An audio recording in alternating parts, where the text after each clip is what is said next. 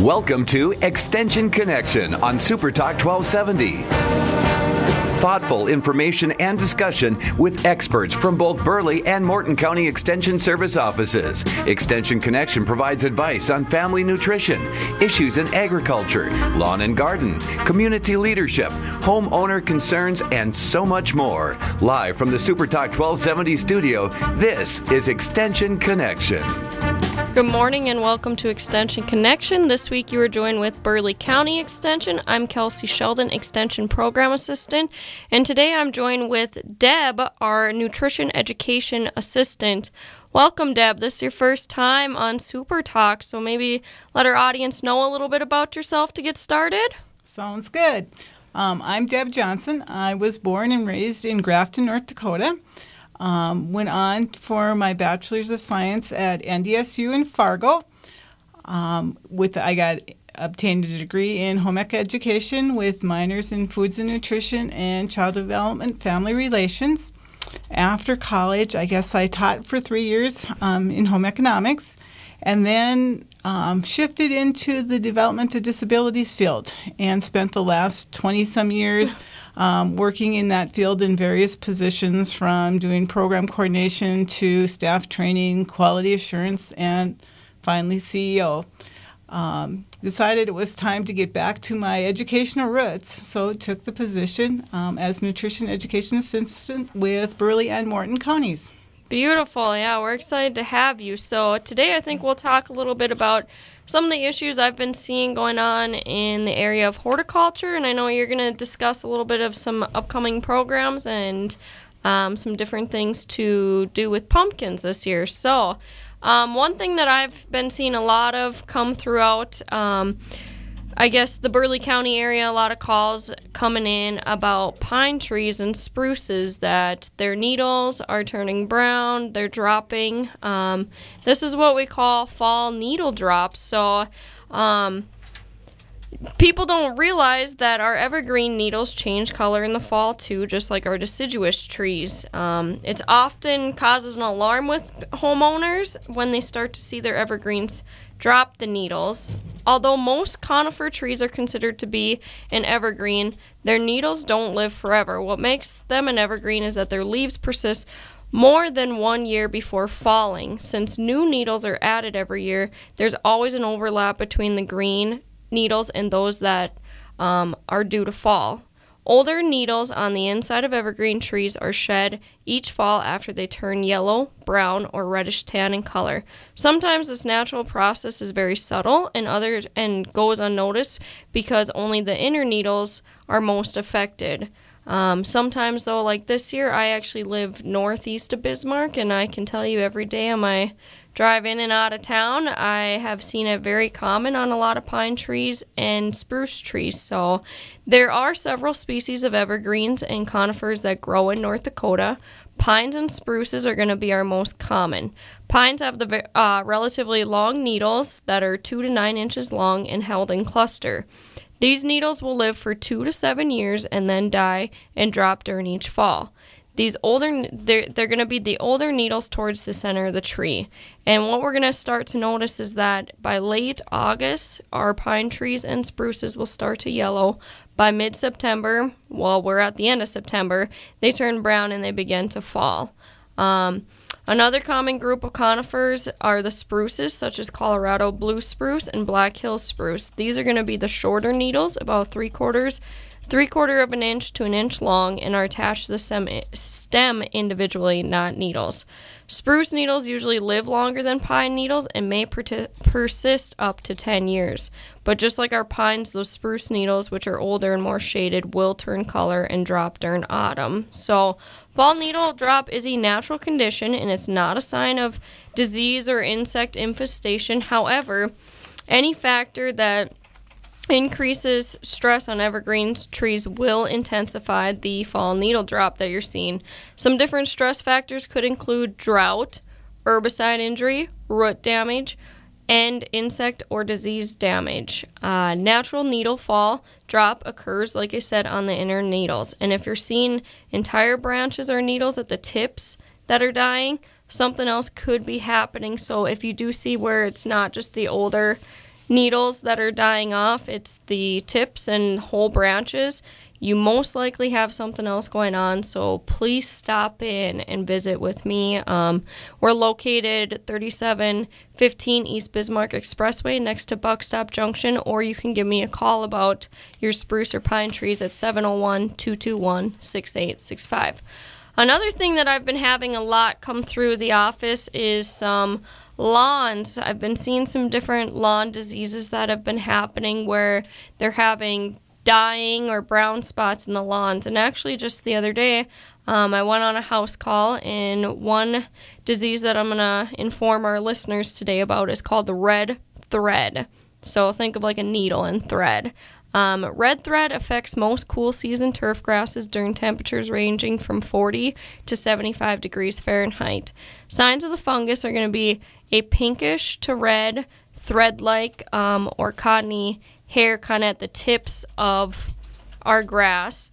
So this fungi is going to infect and digest plant tissue that grow on the blade of the grass and the sheaths of it.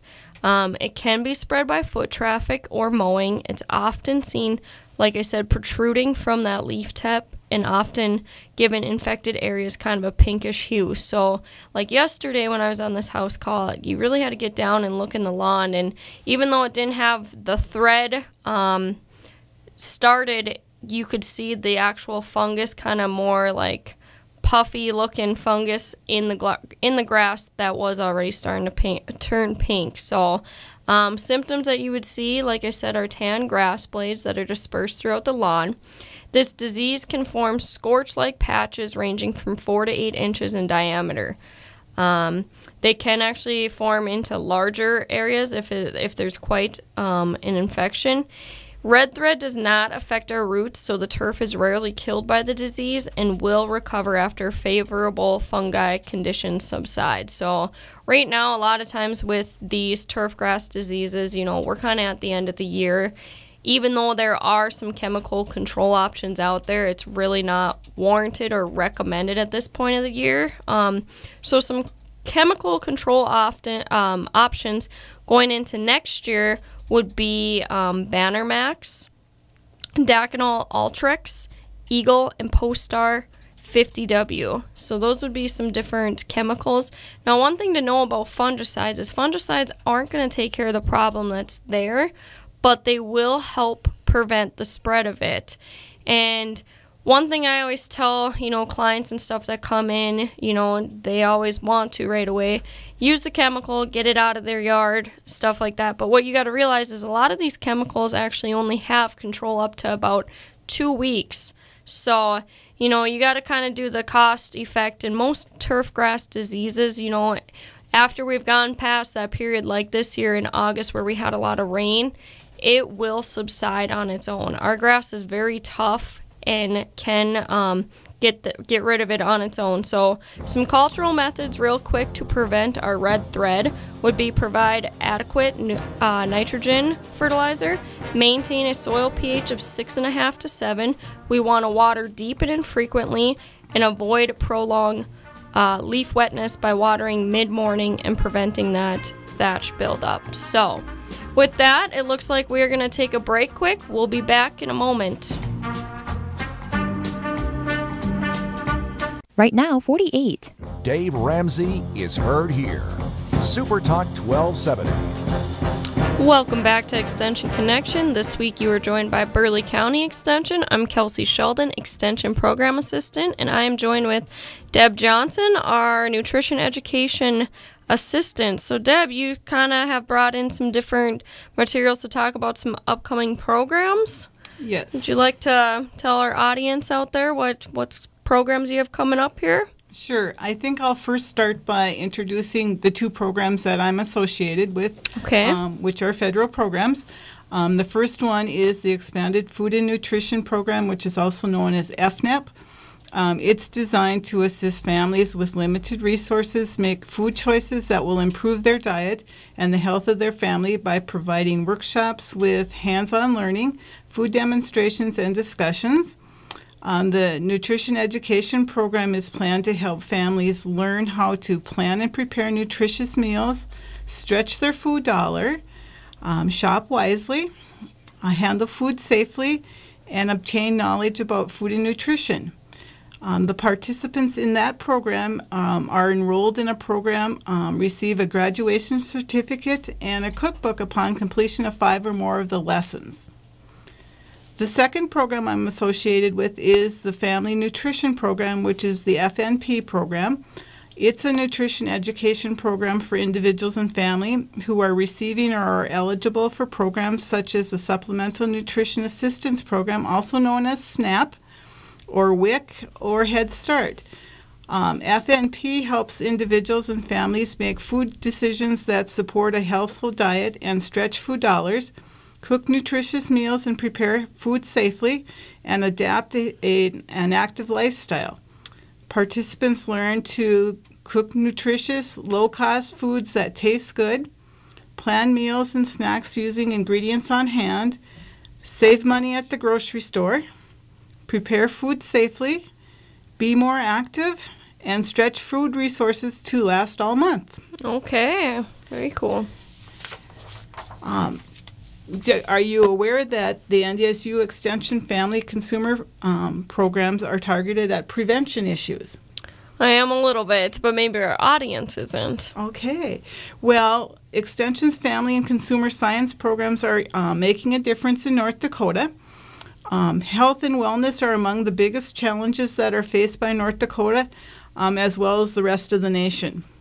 The U.S. Conducts cutting-edge biomedical research and has a sophisticated clinic system, yet Americans' life expectancy is 42nd in the world, and the U.S. infant mortality rates are the worst among the 27th wealthiest countries. North Dakota's obesity rates doubled from 12% in 1990 to 25% in 2005 and rose to more than 27% in 2012. More than a third of North Dakotans have high cholesterol and 29% have high blood pressure. Also, more than 72% of North Dakotans do not eat fruits and vegetables at the levels health experts recommend, and nearly half don't get enough physical activity, which are all problems for North Dakotans. The North Dakota State University Extension Services is working to reverse those trends with its family and consumer science programs. Extension provides educational FCS programming in 3 different areas, and they include family economics, human development and family science, and nutrition, food safety, and health through the various extension agents across the state. Statistics show that Extension's educational efforts, such as the Family Nutrition Program and the Expanded Food and Nutrition Programs, are making a difference. These programs help low-resource families and youth make more healthful food choices, increase their physical activity, get the most nutritious food for the money they spend on groceries, and become savvier about food safety. Programs for youth, including like Banking on Strong Bones, which is taught in the schools, increases dairy consumption, and On the Move to Better Health and the health and nutrition programs for older adults, such as Nourishing Boomers and Beyond, are also having an impact as well. From reports, after participating in a family nutrition program, 63% of adults adapted at least one habit to spend their food dollars more wisely, and among youth, 86% were eating more fruits and 50% are eating more vegetables. So it is having an impact. 83% of the FNEP participants improved at least one nutrition practice, and 47% improved at least one food safety practice. Following the Banking on Strong Bones program, the number of youth who would choose soda pop instead of milk dropped from 36 to 25%. Those are great statistics. Also, 62% of On the Move to Better Health participants reported increasing their daily physical activity. 58% were choosing more healthful snacks, and 54% are eating more fruits and vegetables. Some other extension programs that are helping North Dakotans improve their life include the Design Your Succession Plan. which assists farmers and ranch families in getting started on succession planning and determining their vision for their farm and ranch, and the Stepping On, which is a program that teaches seniors how to reduce the risks of falling. Stepping On is aimed at increasing the likelihood of seniors being able to stay in their homes and aging in place. 3 months after completing the Stepping On program, 79% of participants reported they found ways to reduce their hazards that could cause them to fall at home, and 96% had practiced techniques for standing, walking, and climbing curbs and stairs safely. Research shows that the Family and Consumer Science programs also have significant economic benefits. For instance, more helpful diets and a reduced risk of chronic disease results in long-term health care cost savings of $3.62 to $12.50 for every dollar spent on the FNEP program. That is an estimated savings of $86 million to $185 million in the north central region of the United States, which is the region that we are located in. Although Extension is one of the number of agencies and organizations that work to address and prevent health-related, financial, or environmental problems, Extension is not duplicating other services. Extension service targets primary prevention education work, where social services and other health organizations target the intervention work. Extension and those other agencies and organizations often collaborate on efforts, and Extension's programming complements the other agencies' works. Some of the programs that we have coming up in the next few months, the one we are offering is Stepping On, which builds confidence and reduces fall. It's a 7-week workshop where you'll learn exercises and strategies to help prevent you from falling. It begins on September 29th at the Bismarck Senior Center. So that's this week. Yep. And what age group is that targeted to? It's targeted toward the senior population. There is a class size limit to 15 participants. They're meeting from 1 to 3 every Thursday for 7 weeks. So it will start the 29th and end on November 10th. And each week, is it like different topics or I guess yes. lessons? And then is it always at the Bismarck Senior Center? Yes, this one is always at that and location. And just senior age is correct on that one? Yes. All right. Well, that sounds good. I think we'll get ready here to take a break, and when we get back, Deb, we'll talk about your second program you have coming up. Okay. Right now, 48. Here's Sean Hannity, weekday afternoons on Super Talk 1270. Welcome back to Extension Connection. This week you're joined by Burleigh County Extension. I'm Kelsey Sheldon, Extension Program Assistant. And right before the break, we had Deb Johnson, our Nutrition Education Assistant, visiting about some upcoming programs. And I believe you have a couple more you want to talk about and just let our audience know. So go ahead, Deb. Yes, the next one is called Powerful Tools for Caregivers. It will be starting on October 25th and run through November 29th. They're Tuesday afternoons from 1:30 to 3:30 p.m. and they'll be held over at the First Lutheran Church in Mandan. The Powerful Tools for Caregivers is a class that's designed to provide you, the family caregiver, with the skills that you need to take care of yourself. It will allow you time to acquire some skills and tools to help you become more comfortable with your role as a caregiver. How the tools will benefit you, they'll help reduce stress, improve your self-confidence, balance your life, better communicate your feelings, increase ability to make tough decisions, and learn to locate some helpful resources. And so when you take care of yourself, everyone will benefit as a result. Great.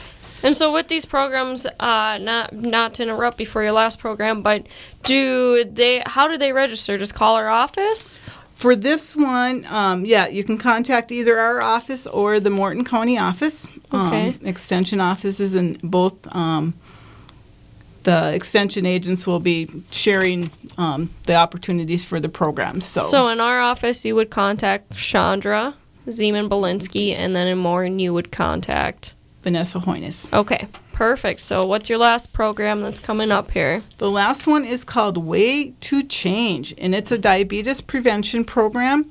It will be starting on Tuesdays, January 10th, 2017, and will run from 4:30 to 5:30 p.m., and it will be held at the UND Center for Family Medicine on the second floor. There's going to be 24 sessions as part of the program, including 6 weekly meetings followed by 8 monthly sessions. And some of the unique offerings include sessions like Be a Fat and Calorie Detective, Ways to Eat Less Fat and Fewer Calories, Move Those Muscles, Being Active, A Way of Life, Take Charge of What's Around You, 4 Keys to a Healthy Eating Out, Talk Back to Negative Thoughts, The Slippery Slope of Lifestyle Change, and Ways to Stay Motivated. Perfect. So those are some upcoming programs. I think I will go ahead and talk a little bit about fall care and cleanup of our gardens and landscapes. So with the arrival of autumn colors, which I must say personally I have been enjoying the changes in the trees. I think the country just looks absolutely beautiful right now and stuff. But I do have some about 12.5 tips and things that we should be doing. So avoid getting caught unprepared. Let's plan our task ahead of nature's timetable. So with our first one, valuable houseplants that have summered in the garden or patio, rate immediate attention as the month of September is ending here. Most of them are a tropical in origin and will suffer setback by the night temperatures. So right now they should have been inspected, or you should be working on inspecting them for insects and disease. And then we want to get them returned into our indoors so they can adjust to that indoor environment before our heat is turned on. So you can expect some leaf loss or browning on the leaf edges in some of the species. It will just simply indicate that adjustment to lower light and humidity levels indoors. 2 plants that will require special care after the summer outdoors are going to be our poinsettias and Christmas cactuses. Both have similar requirements that they need a 14-hour period of continuous darkness each day from October 1st until mid-December to set the flower buds. 2 methods to accomplish this are either set the plants in a closet or place a cardboard box over them from 6 p.m. to 8 a.m. for them to have that 14-hour period.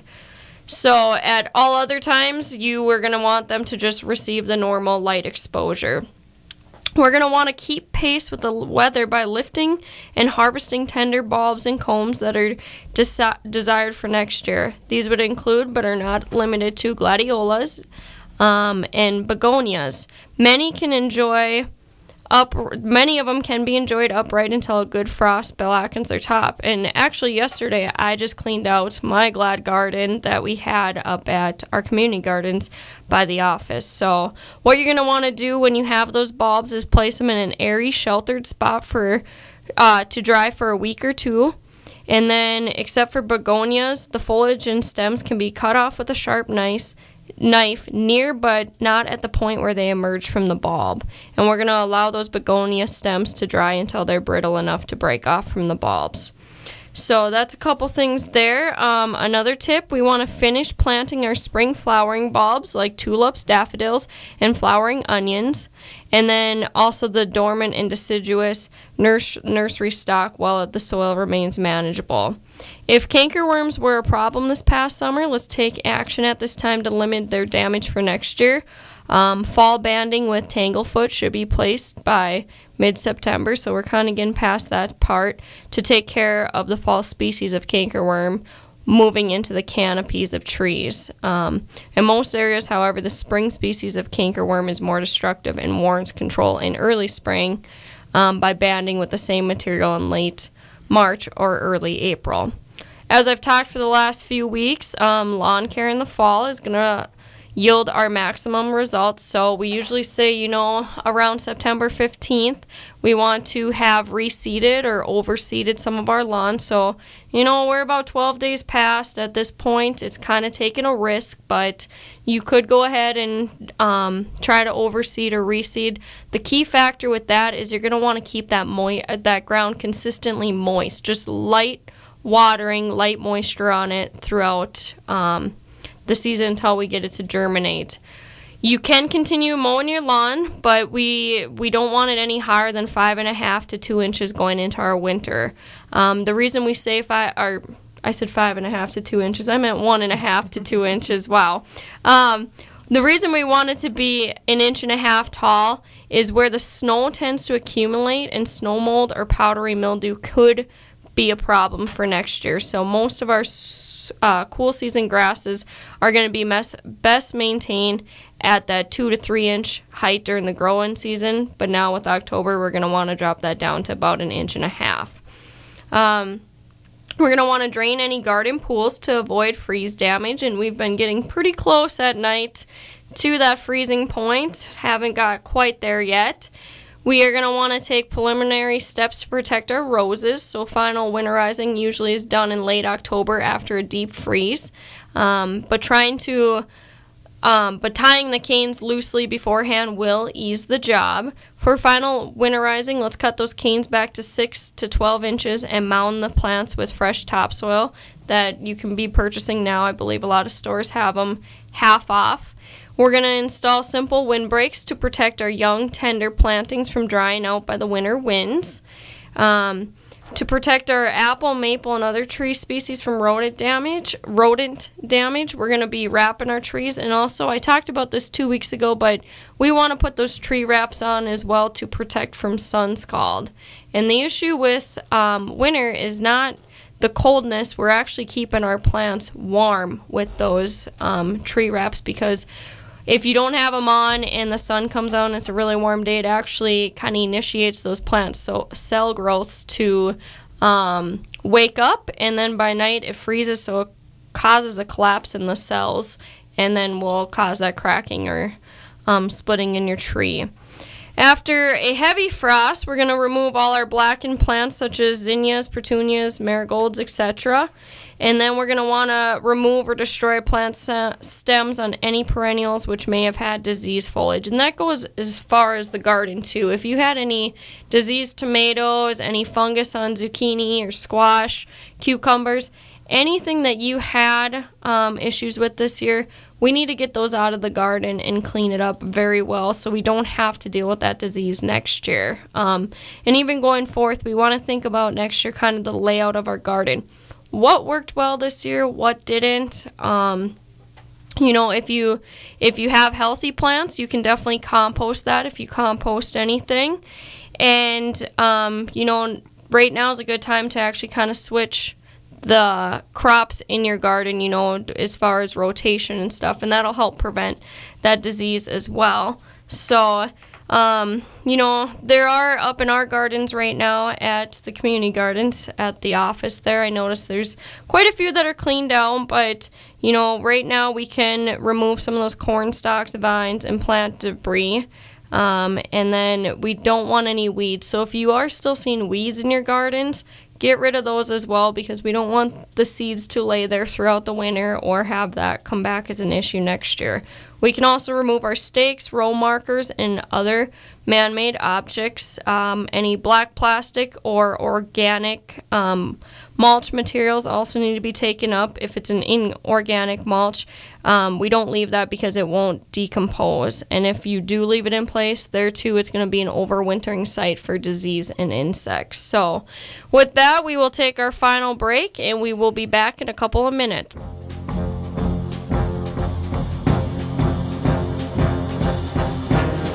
Right now, 55. The home for ABC News at the top of the hour is Super Talk 1270.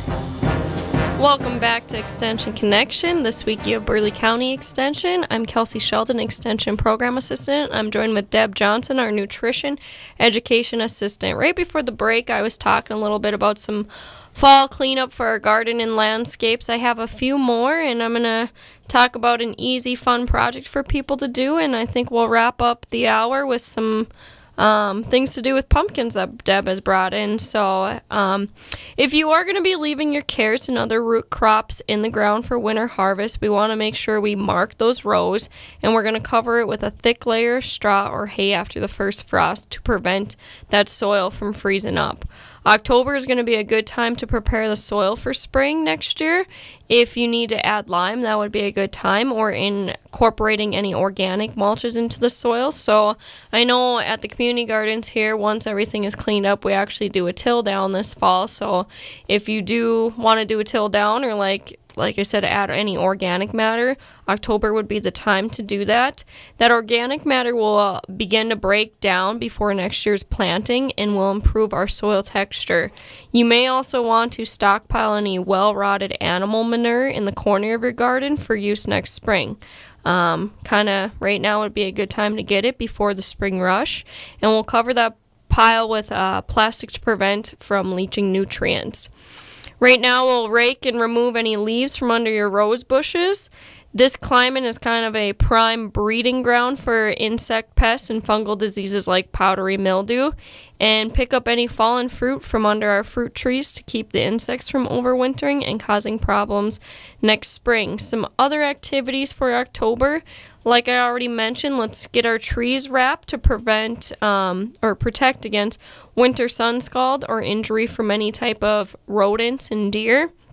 Let's stock up on the bird seed to keep the birds coming around throughout the winter, and clean any garden tools. And you can simply clean your garden tools with, a bleach water solution by dipping them. So one perfect project that people can do throughout the winter, and right now too if you want, but one that isn't talked about much is growing paper whites. There's going to be nothing quicker and easier than growing paper whites. It's almost foolproof, so you don't have to have that green thumb or be a good gardener to do that. Paper whites are going to be sold at garden centers this time of the year, along with any type of tulips and other bulbs.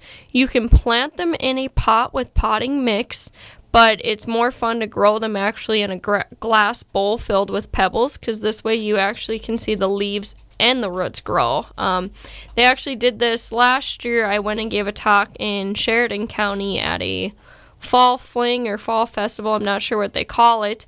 And so they had these glass bowls, and then they lined them with the pebbles, and then you place the bulbs really close but not touching one another in there, and the top of each bulb should be at the surface. And then you're going to want to water these bulbs, put in just enough water to touch the base of the bulbs, and you're going to maintain the water through growing them at that level.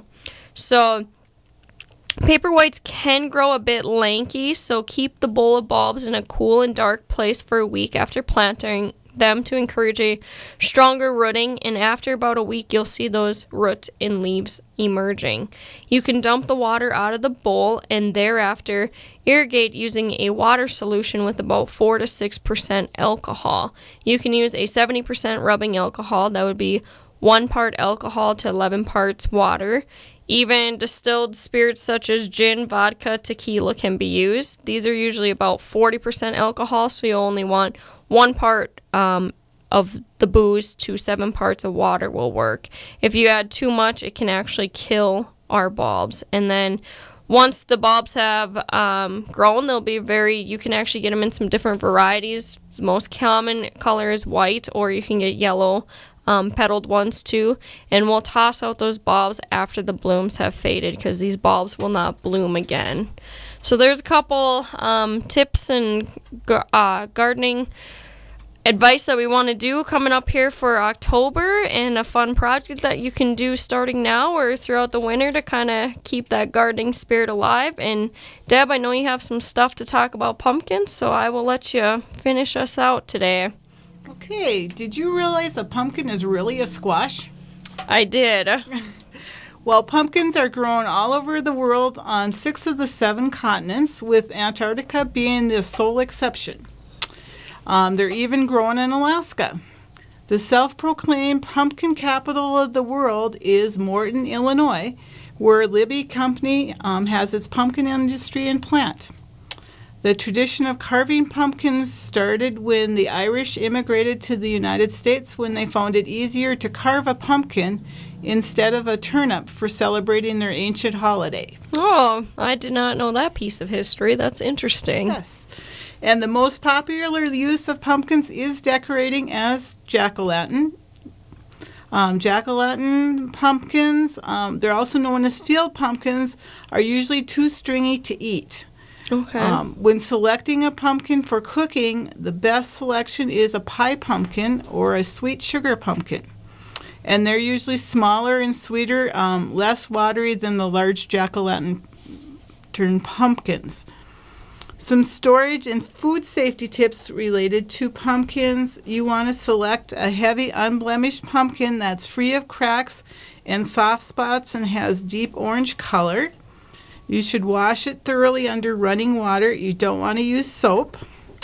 You don't want to store it in the refrigerator or in a damp place, because the moisture will cause rapid deterioration. If stored properly, a whole unblemished pumpkin can be stored for 3 to 6 months at 45 degrees to 50 degrees Fahrenheit. I knew they could be stored quite long, but I didn't know the exact longevity there. Yep, and the best quality and the having the most nutritious value preserve no more than the family can consume in 12 months. Okay. Some actual preparation items related to pumpkins. Pumpkins are always used cooked, and the peel's not eaten. The pumpkin flesh is usually quite hard and can be tricky to cut safely. So one way around that difficulty is to bake the pumpkin whole on a baking sheet until it's soft and easier to cut. And to do that, you want to prick holes in the pumpkin first and then bake at 350 degrees for about an hour. Oh, wow. And then once it's soft, allow the pumpkin to cool and then cut it in half. Then you can remove the seeds and the stringy pith with a spoon and scoop out the orange and yellow flesh from the skin. That cooked flesh can then be used wherever pumpkin puree is called for, whether it's in a pumpkin pie or pumpkin soup or pumpkin bread. Okay. When you're baking your pumpkin, you want to cut as an option, you can cut the pumpkin into desired pieces, placing them face down on a baking dish in a preheated 350-degree oven for an hour to 2 hours or until tender, and then cool, and then scrape out the flesh. Perfect. Another popular method is removing the seeds from the pumpkin and then making salted pumpkin seeds.